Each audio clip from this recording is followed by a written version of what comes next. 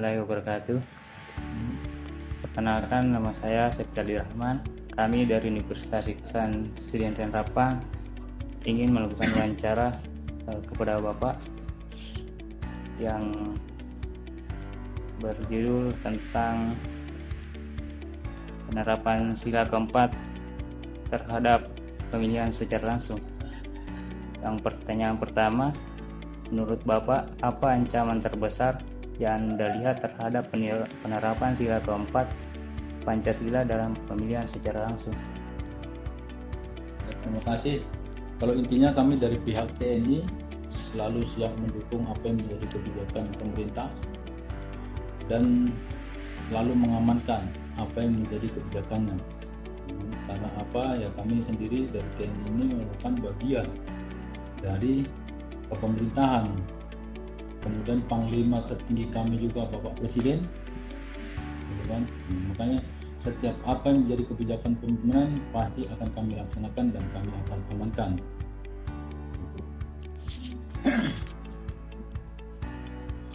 Baik, untuk pertanyaan kedua, Pak, bagaimana Anda melihat peran masyarakat dalam mendukung atau menghambat penerapan sila keempat Pancasila dalam sistem pemilihan langsung? Ya, untuk saat ini pelaksanaan pemilu yang dilaksanakan kemarin, jadi untuk animo dari masyarakat sudah cukup, untuk jumlahnya ya animonya besar gitu. Jadi untuk pelaksanaan golput sendiri sedikit, kemudian setiap ada permasalahan di lapangan pun apa yang menjadi aspirasi masyarakat di situ juga diwadahi. Seperti kemarin adanya PSO, itu kan adanya berdasarkan laporan dari masyarakat di mana ada satu orang yang memilih 2 kali. Maka atas dasar itulah dilaporkan ke KPU, Bawaslu, akhirnya diputuskan adanya pemilihan suara ulang. Berarti ya pelaksanaan ini ya sudah demokrasi. Baik, untuk pertanyaan ketiga, apa pesan Bapak kepada generasi muda tentang pentingnya memahami dan mengaplikasikan sila keempat Pancasila dalam konteks demokrasi? Ya, untuk para generasi muda, contohnya untuk para mahasiswa, para siswa, ya intinya perbanyaklah untuk mengisi diri, karena tuntutan ke depan itu persaingan sangat banyak, baik sesama teman, baik sesama senior, baik dengan junior, apalagi nanti pada saat masyarakat. Idealisme itu penting, itu harus, setiap orang harus punya pendirian masing-masing, jangan mudah diprovokasi. Isilah diri dengan ilmu pengetahuan, dengan keterampilan, supaya apa? Bisa bersaing dengan yang lain. Apabila kita sudah sibuk untuk mengisi diri kita untuk selalu belajar, ya kemungkinan ke depan ya pasti itulah bekal yang akan kita bawa, dimana ke depan itu tantangannya ya sangat bervariasi, sangat banyak, sangat kompleks. Makanya kita harus selalu mengisi diri kita. Kemudian kita juga harus bisa mengedukasi. Jangan kita hanya bisa menuntut, tapi kita tidak bisa menjadi contoh, tidak bisa menjadi teladan. Seperti apa yang disampaikan oleh Leo Tolstoy. Apa? Banyak orang ingin merubah dunia, tapi banyak orang juga lupa untuk merubah dirinya sendiri. Jadi pada dasarnya kemajuan suatu bangsa, suatu wilayah, suatu daerah, suatu lingkungan, keluarga itu dimulai dari diri sendiri. Kita perbaiki diri kita siapkan untuk merubah diri kita, kemudian misalkan menjadi contoh bisa menjadi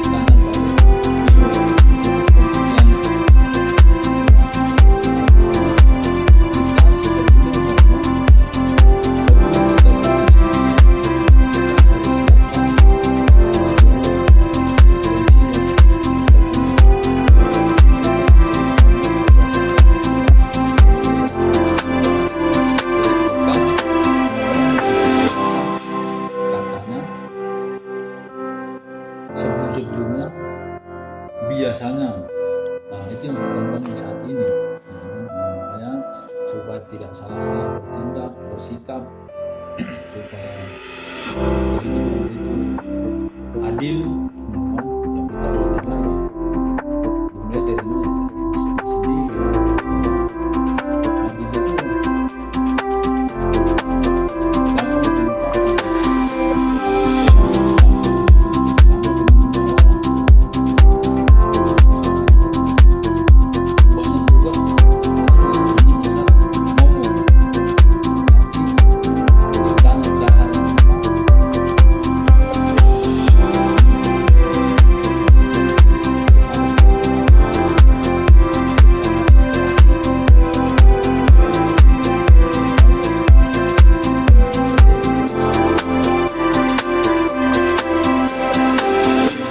sekian untuk wawancaranya Pak. Sebenarnya terima kasih banyak karena menonton videonya untuk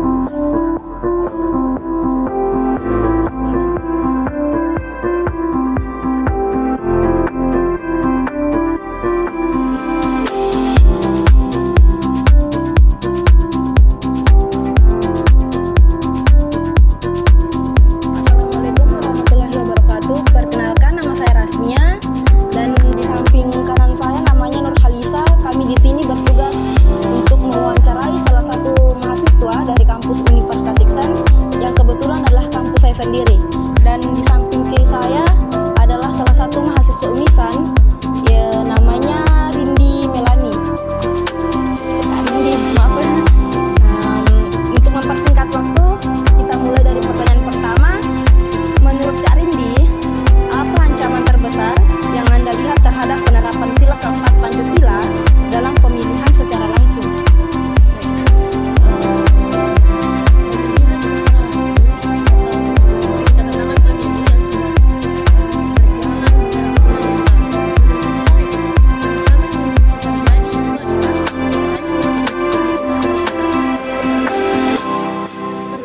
Perselisihan ini terjadi karena ada masyarakat yang memilih misalnya paslon 2 dan bentrok dengan paslon 1 dan begitu pun dengan paslon 3. Ketika masyarakat ini saling berselisih, mungkin akan timbul kerusuhan di tengah masyarakat. Tidak ada kedamaian yang terjadi seperti sebelum pemilu. Itu poin pertama.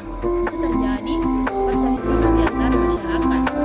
Terus yang kedua, kan kita ketahui bahwa pemilihan ini melibatkan seluruh masyarakat Indonesia, khususnya yang berumur 17 tahun ke atas atau yang memasuki usia untuk melakukan atau memberikan suaranya. Begitu banyak suara yang harus ditampung, tentu hal ini bisa menimbulkan kecurangan. Tidak seperti kalau misalnya pemilihan itu hanya dilakukan oleh beberapa orang, tapi ini jutaan orang.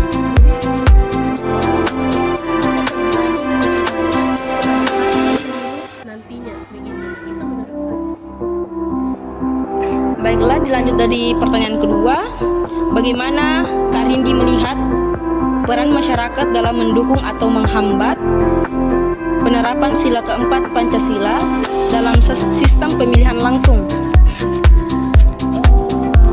Fenomena yang saya lihat di tengah masyarakat ketika terjadi pemilihan secara langsung ini adalah hambatannya itu bisa berupa ketika pilihan mereka tergantung dari berapa, misalnya kita dengar itu yang namanya saluran pajar. Jadi ketika pilihan masyarakat digantungkan pada sebuah hadiah dari salah satu partai, itu tidak bisa mencerminkan yang manakah yang seharusnya pemimpin yang seharusnya naik. Bukan dari hati nurani mereka, tapi berapa besar keuntungan yang mereka dapatkan dari salah satu calon rakyat yang sedang mencalonkan. Jadi salah satu hambatannya adalah karena masyarakatlah yang memegang masyarakatlah yang menentukan siapa yang nanti jadi presiden atau anggota DPR, maka pilihan dari masyarakat ini bisa, maksudnya bisa diatur-atur begitu, karena tadi ada serangan pajar lah, ada yang namanya hadiah-hadiah begitu. Jadi itu menurut saya mungkin pemilihan ini tidak sesuai dengan siapa yang seharusnya menjadi pemimpin, karena masyarakat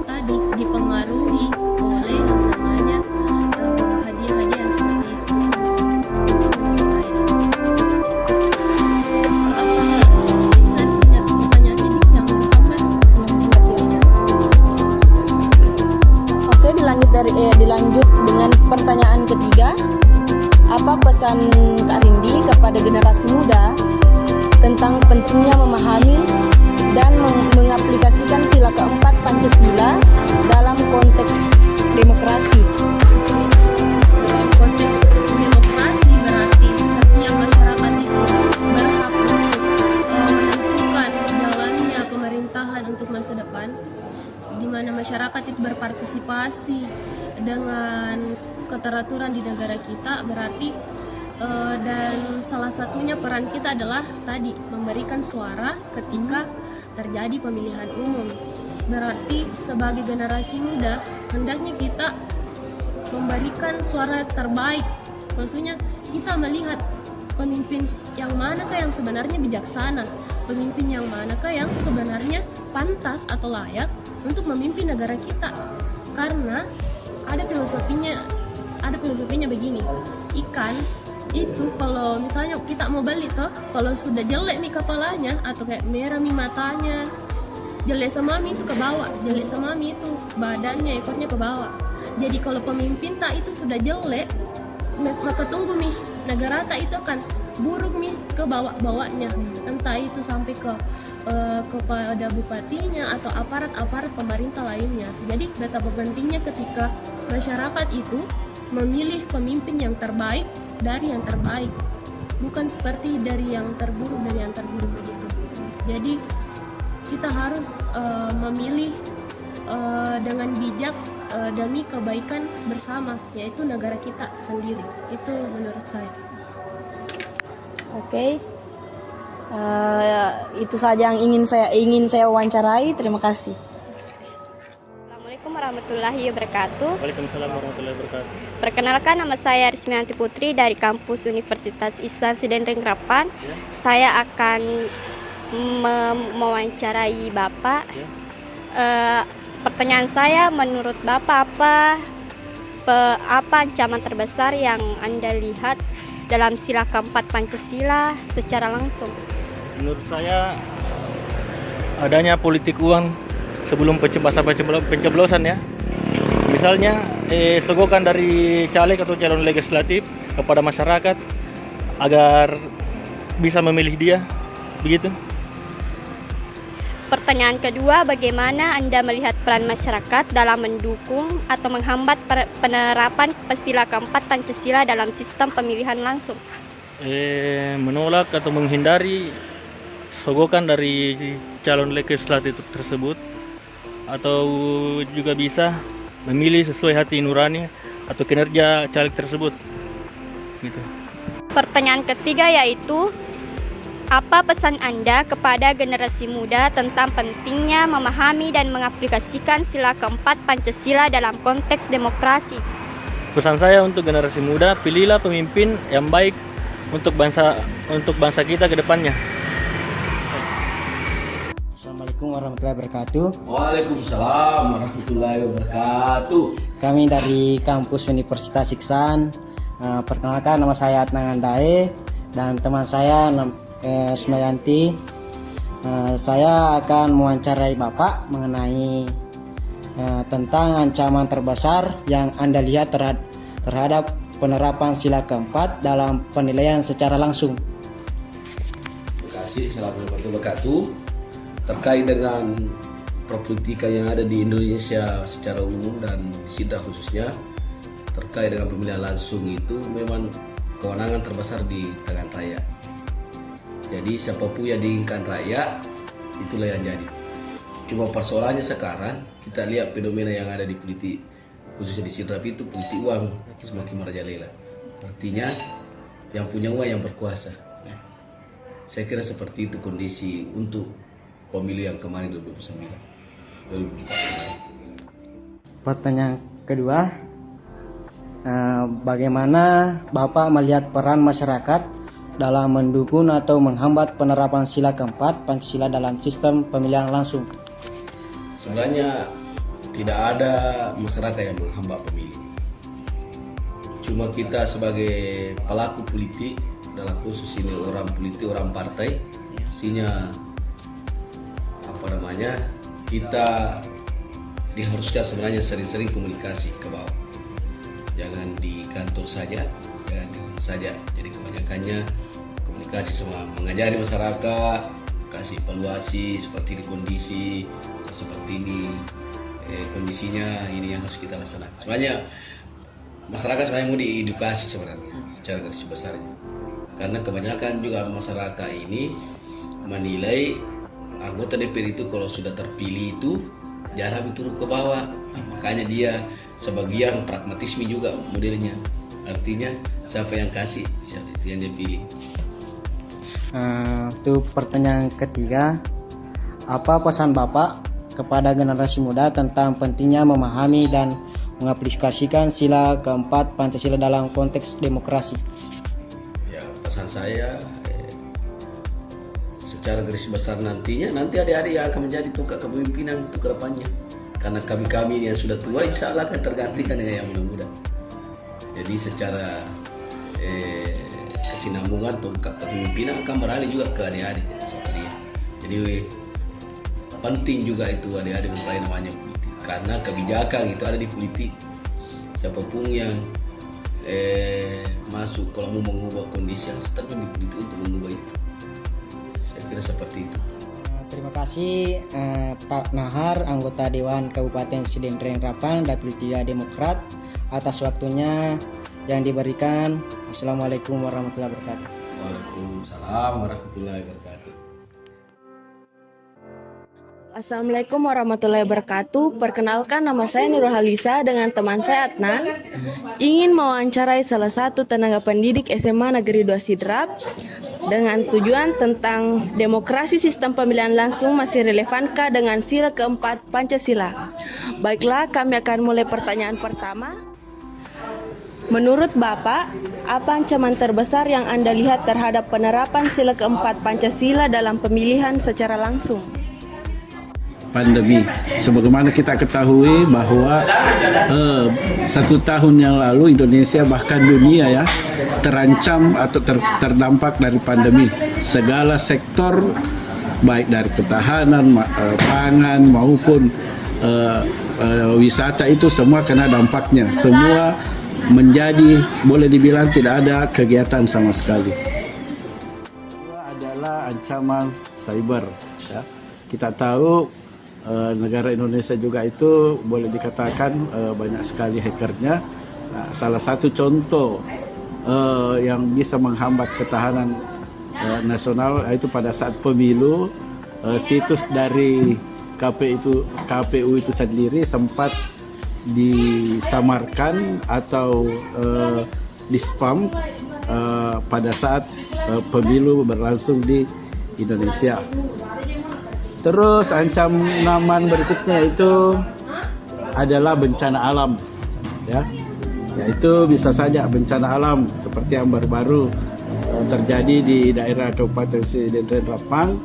Kalau bencana alam melanda itu adalah banjir, yaitu bisa merubah perubahan iklim atau perubahan kebiasaan yang terjadi pada masyarakat, dan bisa juga mempengaruhi ketidakstabilan ekonomi. Pertanyaan kedua, bagaimana Bapak melihat peran masyarakat dalam mendukung atau menghambat penerapan sila keempat Pancasila dalam sistem pemilihan secara langsung? Oke, saya akan jawab ya. Kalau melihat konteks pertanyaannya ada dua jawaban. Yang pertama yang mendukung dan yang kedua yang menghambat. Nah, kalau yang mendukung yang jelasnya kita harus berpartisipasi aktif dalam pemilu seperti yang baru-baru kita laksanakan, baik pemilihan umum untuk presiden ataupun nanti akan berlangsung adalah pemilihan kepala daerah. Berikutnya yang masuk mendukungnya itu perlunya pendidikan politik bagi generasi muda demi terlaksananya sebuah pesta demokrasi yang baik. Kemudian perlunya pengawasan dan transparansi dalam melakukan pesta demokrasi. Terus setiap keputusan yang diambil itu harusnya perlu transparansi dalam mengambil keputusan. Jawaban berikutnya adalah yang menyangkut menghambat. ya. Yang menghambat itu yang pertama adalah golput atau golongan putih pada saat pemilihan. Yang kedua, terlalu banyak berkomentar namun tidak ada hasil pada sebuah pesta demokrasi. Berikutnya adalah kurangnya pendidikan politik. Saya kira itu yang menghambat dalam sebuah pesta demokrasi atau sila keempat. Ya. Baiklah, pertanyaan terakhir, apa pesan Bapak kepada generasi muda tentang pentingnya memahami dan mengaplikasikan sila keempat Pancasila dalam konteks demokrasi? Oke, yang pertama, apabila ingin mengambil sebuah keputusan, harus ada nilai kebersamaannya, yaitu musyawarah untuk mencapai mufakat. Kemudian pastinya menjadi pemimpin itu harus bijaksana, ya. Terus harus berpartisipasi aktif dalam sebuah pesta demokrasi. Terus yang terakhir menurut saya yang paling penting adalah perlunya pendidikan atau pengetahuan ya, dalam mencapai sila keempat tersebut.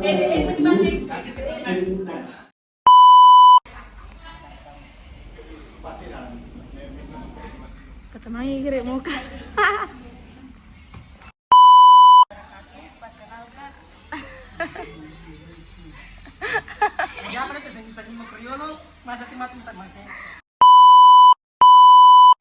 Sekian dulu video dari kelompok kami. See you next video.